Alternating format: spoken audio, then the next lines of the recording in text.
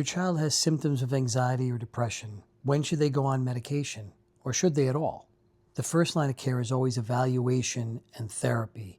You want to evaluate to see, was this a reactive anxiety or a reactive depression, something that happened that you can deal with that should be helped very quickly through talk therapy. Secondly, if it is more of a prolonged thing that's going on, you want to make sure you're setting up the environment, not just at home, but also with the school system, so the child can have support in all the environments they live, work, and play in. So when are medications considered? If you have a child with moderate to severe symptoms, to the point where the therapy really isn't working or it's really disordering their lives, that's when pediatricians, psychiatrists, sometimes even neurologists will consider therapy with anti-anxiety or antidepressive medications. It's kind of like you're trying to teach someone to swim who's drowning. And sometimes you're not going to be able to coach them when they feel in distress. So what the medication can do is give them something to float on for a while the therapy will work. As far as which medication is chosen, that depends on a child's family history, their medical history, their age, and your ability to follow them under close monitoring.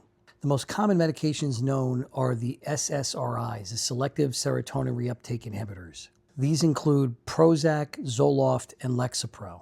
The SSRIs are FDA approved for pediatric use, and they really have a pretty good safety profile. Much more rarely, you'll see the use of SNRIs, selective norepinephrine reuptake inhibitors, or other atypical types of medicines for depression like Wellbutrin or bupropion.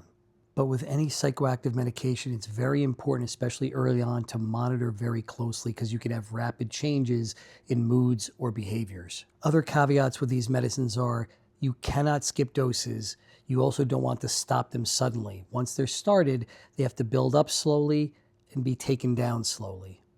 These medications can have very idiosyncratic or individualistic side effects, but in general, as I said, they are effective and in combination with therapy can really help your child succeed.